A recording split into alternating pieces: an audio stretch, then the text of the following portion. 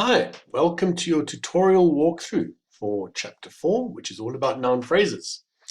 We're going to look at some of the work points selectively and work through them in real time so that you can get a sense of how to go about problem solving. Let's start at work point 4, and it says draw a tree diagram for the following noun phrase. And the noun phrase in question is the girl in blue jeans with pink flowers. So let's start off just with some rough work, write that down. Okay, so let's just start off just looking at this and trying to analyze what we see. So we see that there's a determiner there. So we already know that this is a noun phrase from the way the question is phrased. What we'll see here is that is a noun. So we're looking for determiner, adjective, noun as our basic thing and looking for a head. So the head noun is the noun that gives the whole noun phrase its name. So the girl in blue jeans with pink flowers, well, it's referring to a girl, right? So that's actually going to be our head noun. We also realize that that is a prepositional phrase, and that's a prepositional phrase, and that our preposition rule or PP rule is this. A prepositional phrase consists of a preposition and a noun phrase. And so with that, we see that that is obviously the preposition. That must be the preposition. That's a noun phrase, and that's a noun phrase.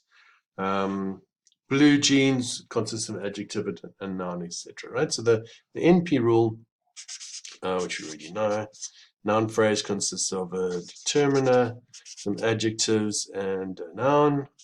And afterwards, it could have a PP on it to modify it. It could have a sentence, complement, etc. to modify it, etc. Okay, so let's start off with seeing what we can do, right? So we have a noun phrase. It obviously has to consist of a determiner, which is the, and a noun, which is girl. Okay, we have some prepositional phrases. So let's just add one in here. Prepositional phrase consists of a preposition, which is in, and a noun phrase consisting of a determiner. There isn't one in this case. There's an adjective and a noun. So it is blue jeans. Okay, now at this point, we also know that there's going to be another prepositional phrase with pink flowers, so let's just draw that in here. I'm going to use a slightly different color just to differentiate it out because I'm running out of space. And that's okay to run out of space when you're doing a piece of rough work because you don't have to worry too much. But obviously if it's your neat work, you do want to just space it in a nice way. And this preposition is with, and this modifier or adjective is pink, and this noun is flowers. Okay, now we have some interesting options. If we think about this this clause, no, sorry, pardon me. So now we have some options. If we think about this noun phrase, it is actually ambiguous. In the one meaning, it is the girl who has the pink flowers, and she is also in blue jeans. The other meaning is the girl is in blue jeans, and the blue jeans have pink flowers on them. So there are two meanings, and that means there must be two different structures. So it all comes down to where this prepositional phrase is hooked onto. Okay, so let's start off with the one kind of meaning. I'm just going to hook this prepositional phrase onto that noun phrase, and here with blue flowers modifying this noun phrase of blue jeans. So this would be this kind of tree would have the meaning the girl in blue jeans, and the blue jeans have the pink flowers on. Okay. You also have the option of just linking it across there,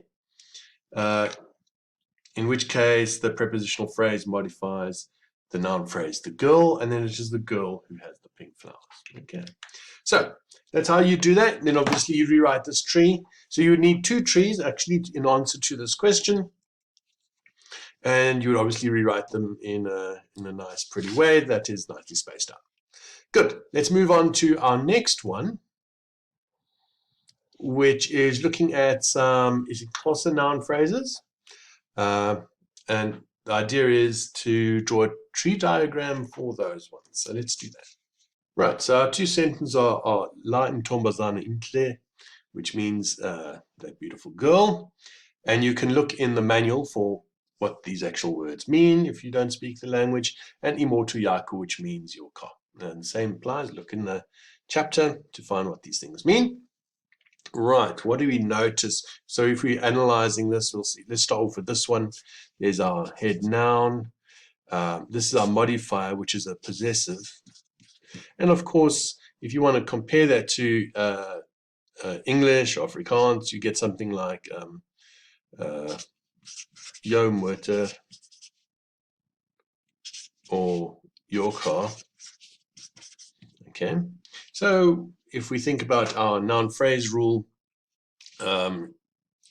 English, it's something like noun phrase breaks into determiner, adjective, and noun. And yet at this point we can see that the modifier or the determiner in this case is actually comes after the noun. So we might actually want to modify this a little bit to put that determiner after the noun, right? So our NP might look a bit like this. Noun phrase breaks into adjective, noun, kind of determiner. Okay, so let's have another look at coming back to this one. This means beautiful. So this is an adjective. Okay, this is our girl, our head noun, and this is another kind of determiner. Okay, so what this suggests to us is that the adjective also comes after the noun. So in fact, I'm going to actually just rephrase this whole thing. So noun phrase breaks into a noun and adjective and a determiner. Okay. And if you're familiar with these kinds of languages, quite often you'll find the modifiers, the determiner and adjectives, come after the noun. What we also see in this example is that this kind of determiner, which is a demonstrative, actually occurs before the noun, and it seems to behave differently to other kinds of determiners, things like possessives. And so maybe we want to break the idea of the determiner into two things, right? Demonstratives like la, like that, this, these, those, and other kinds of things like possessives, right? So let's do that. So this is going to be maybe the new rule we want to apply, and we can draw a tree in that way. So let's start with imoto yako. It consists of a noun phrase, which consists of a noun and a possessor. And that would be imoto yako, right? Let's look at Lantombazana. The noun phrase breaks into a demonstrative, which is, I think, optional. The noun and then our adjective, right? And this would be la Ntombazana intle. Right. So what we've done here is taken our knowledge of grammar as we have developed it using one particular language, which was English, and then we've explored to see how much that grammar fits or doesn't fit with another language. And what we've noticed is that in isiXhosa, there are actually a number of things that are similar, but number of things that are different. The first thing that's actually similar is we get noun phrases, which are headed by nouns, and they've got very similar kinds of categories, right? We've got adjectives, we've got determiners, etc. And that we can capture this so by moving around the original noun phrase rule. So there are similarities, but there are also differences. Now, the real differences lie in the word order. The other thing that the easy data seems to be showing us is that there is maybe a distinction between determiners in general and demonstratives, or between possessives on the one hand and other kinds of determiners. And so that, and then we can see that in the different word order in easy. And this is kind of how we go about doing comparative linguistic study, right? We find out what we know about one language, we draw our rules up, we think about it, we apply it to other languages and see what is similar and what is different. Because we all know that there are things that are different about different languages. I mean, obviously they have different words, they've got different word orders, etc. But what we're trying to do as syntacticians is trying to work out what is the nature of universal grammar, which is what aspects of grammar are common across languages, and what is the theoretical toolbox that we need to be able to analyze those. And this is just one very small example of how we might go about doing that. Let's move on to our next example, which is Spanish. And I want you to remember these trees as we proceed with the Spanish ones, because you'll see that there are some interesting similarities. Okay, so I've written up the Spanish sentences. Again, if you okay, so I've drawn up the Spanish noun phrases, and if you want to know what these things mean, just look in the manual. And what we notice is, well, this is an adjective, it means new.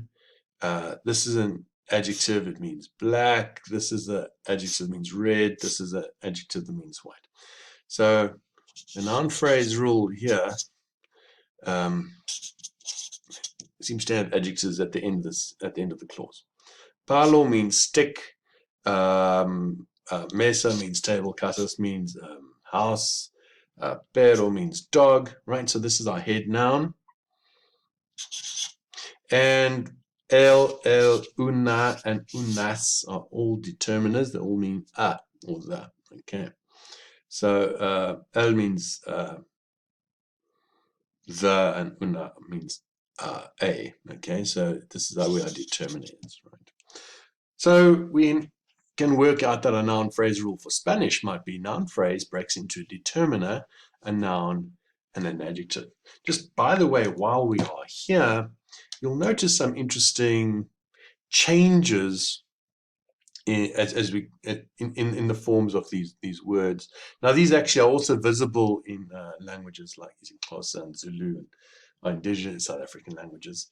And if you are familiar with those languages, I'd really value you giving some examples in the Slack channel. Right, so anyway, what we have here is mesa, and you'll notice ends with an A, and blanca means white, right? And una also ends with an A. This means a white table, and they all end with an A, which may just be a coincidence. But let's have a look at a plural. So houses, right, ends with as. Rojas means red, ends with us, and the determiner also ends with that, us. So this starts to look not like a coincidence. What we are seeing here actually is agreement. So this is, I think, agreeing with that and agreeing with that, right? So we see that the adjective and the determiner take on a morphological shape that is reflective of the morphological shape of the head noun, and in this case, this is representing a plural or pluralness, right? And this is what we call agreement. Okay, in this case, this is an agreement with a number. Number means are they single or plural? They're one, two, or more. In this case, this is a plural agreement. Okay. This is then a singular agreement, and I suspect it's also feminine noun class. Okay. So that's just a little bit of an aside. because we had talked about it in the lecture, etc. Okay, so what we're going to do, we've already created our noun phrase rule. Let's make a syntactic tree for one of these things. And you can, of course, make syntactic trees for others. So let's take el palo nuevo, which means the new stick, right? We have a noun phrase. It breaks into a determiner, a head noun, and an adjective. And here we have el palo nuevo. Now, I want you to think back to the previous question when we did something similar for isingclosa, and what you'll notice that Spanish, just like isingclosa, has its adjectives at the end. Spanish has, I think, all its determiners in the front. Isingclosa has demonstratives in the front, and would have other things like possessives, etc. At the back. We don't have any Spanish possessives, but if anyone knows the language or a language that's similar, why don't you post those suggestions in the Slack, and then we can take this analysis a bit further. Okay, so what is interesting about this is, again, this language has noun phrases, which can be captured by this kind of rule, and it has some certain similarities with isingclosa, and also some similarities with English. So now we've actually taken this rule and we've applied it to two different languages, one isingclosa and Spanish, which are not related in any sense. And we start to expand, we can start to see certain patterns between the languages.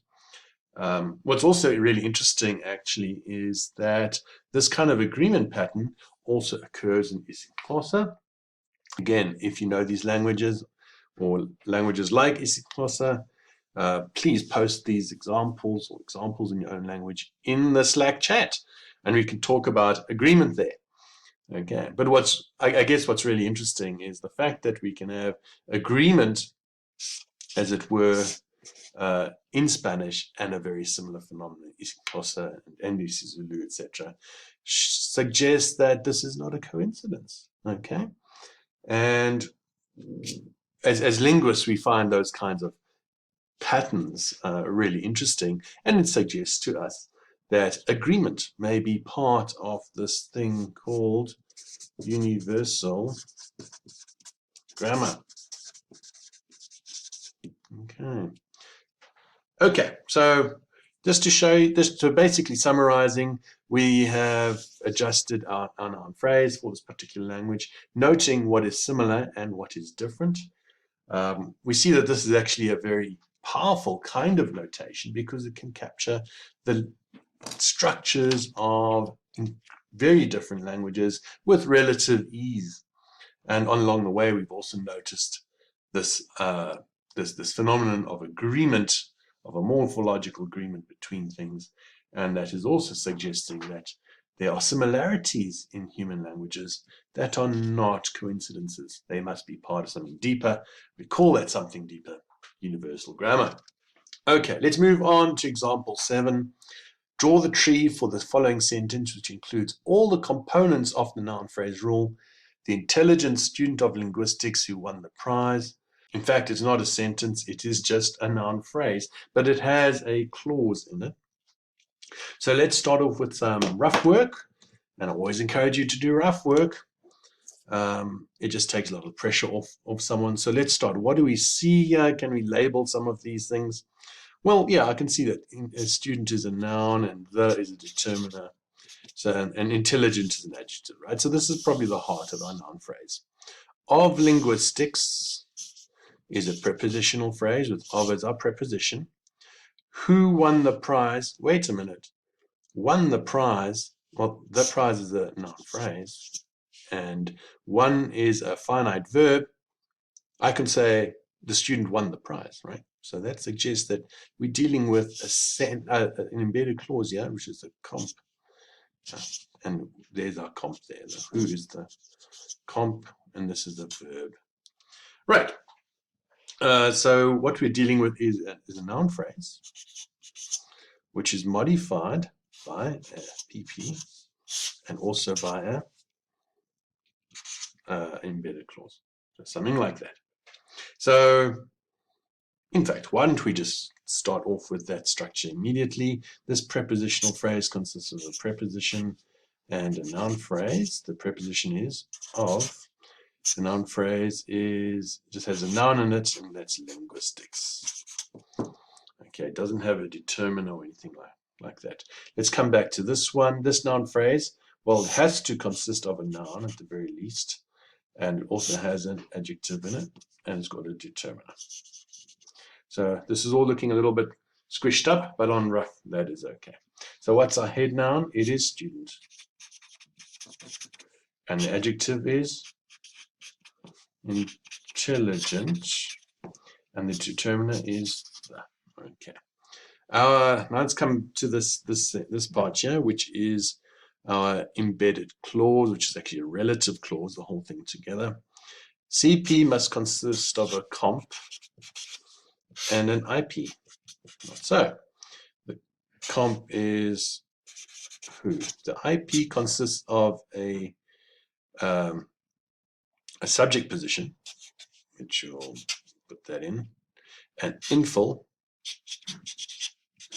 which shows our tense, etc., and a verb phrase.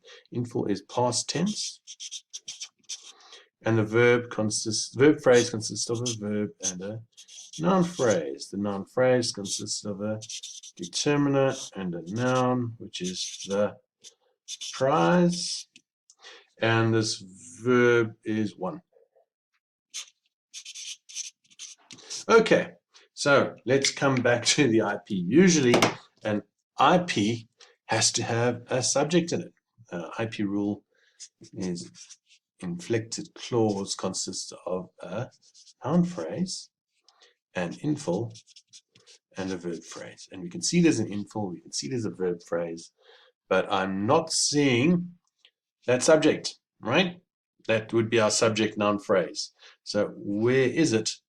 Well, if you read through the chapter, we will have introduced the idea of a transformation. And let's just talk about who won the prize. Well, it was the intelligent student of linguistics. So if you ask that question, who won the prize, you come up with the answer being this noun phrase over here. And that would be a constituency test in its own right. It suggests that this whole noun phrase over here actually started out life in this position over here. So it was the intelligent student of linguistics won the prize. And then we turn this into a noun phrase or relative clause. And what has happened here is we put on a comp, and then we took this whole thing here and moved it from this position into that position over there. Okay, and this is something we call a transformation.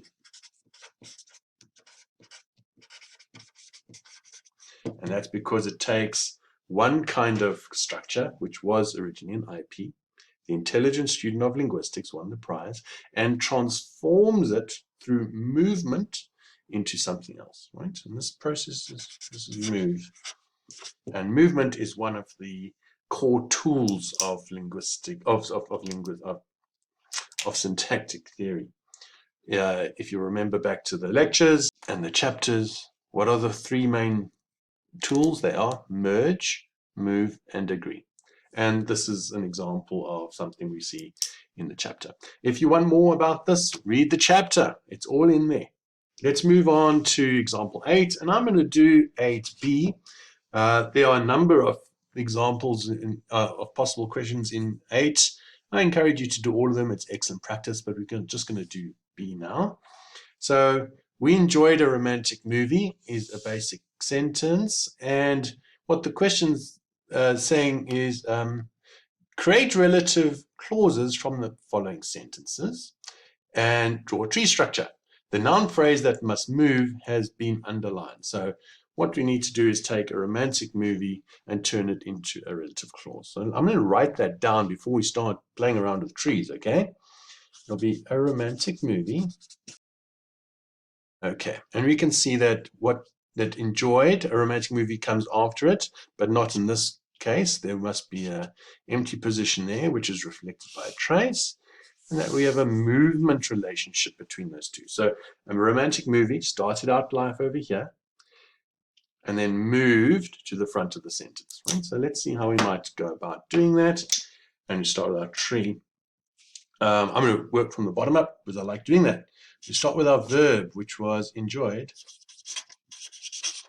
and project a verb phrase, and this verb selects a noun phrase, which is I'm just going to use a triangle here because I'm a bit lazy. Determine an adjective noun, a romantic movie.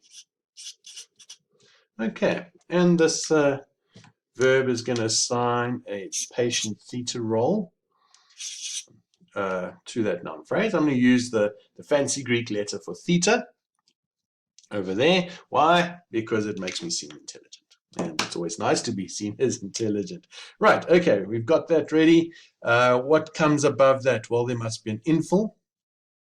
Okay, so we're going to, sorry, I'm just trying to find out where to put this.